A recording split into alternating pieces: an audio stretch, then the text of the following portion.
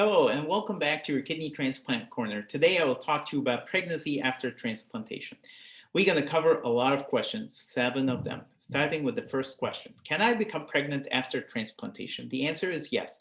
As compared to being on dialysis, kidney transplantation restores fertility unless other barriers exist.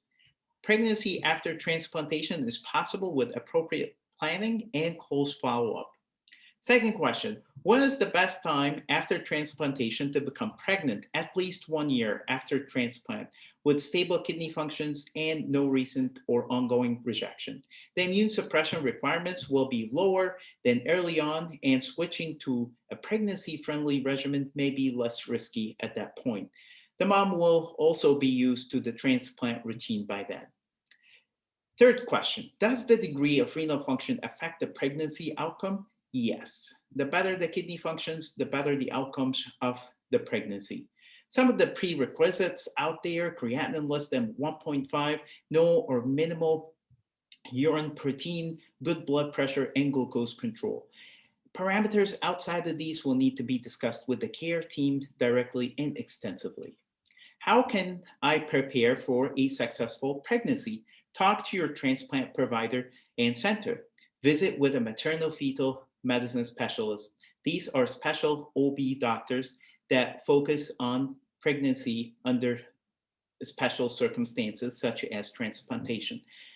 Celcept and Myfortic are linked to severe birth defect and miscarriages and will need to be replaced with a different agent, such as azathioprine or Imuran. Other options may exist. Talk to your provider about them. Close follow-up to ensure the new regimen is tolerated will be needed. Next question. What are the outcomes of babies, mothers, and kidneys? Starting with babies, the average weight in pound is around 5.7 plus or minus 1.7 pounds versus 7.5 pounds in the general population.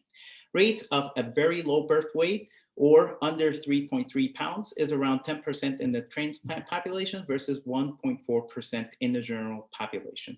In terms of duration pregnancy, the average length is around 36 plus or minus 3 weeks, but premature birth can happen in up to 20% of the time. Birth defect with planning is around 4.4% versus 3 to 5% in the general population. In terms of mother's risk, high blood pressure can happen in 55% versus 10% of the cases.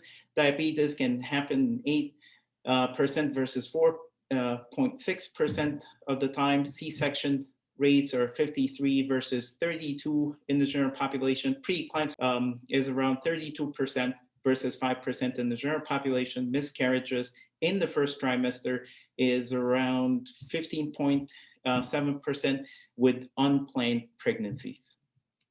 In terms of kidney allografts, rejection rate is less than 1% during pregnancy and around 1.4% after delivery. Graft loss within 2 years from pregnancy is around 6%. And this also depends on how good the kidney functions and before the pregnancy and taking the medications regularly. Next question. Will I be followed more closely and why? And the answer is yes. Once you become pregnant, the lab frequency increases to about every 2 weeks in the first trimester, then weekly in the third trimester. Now, schedule may vary from center to another. Because of the pregnancy hormones, tacrolimus level or cyclosporin levels can drop significantly, and frequent dose changes will be needed throughout the pregnancy. Can I breastfeed if I am a transplant recipient? And the answer is yes. The benefits outweigh the risk. Close follow-up of drug levels after delivery or breastfeeding cessation will be needed as tacrolimus dosing will need to be adjusted as well. In summary, try to wait a year after transplant. Make sure your kidney functions are stable. Talk to your transplant center about pregnancy planning. Connect with your nephrologist, pharmacist, maternal fetal obstetrician for appropriate medication changes and adjustments. Hydrate yourself well during pregnancy and especially breastfeeding. Keep your transplant and obstetric follow-up appointments. Take your medications regularly, including your prenatal vitamins as directed by your providers. Be ready for frequent labs and medication adjustments. This presentation cannot be viewed as medical advice. For questions, consult with your care team at your transplant center.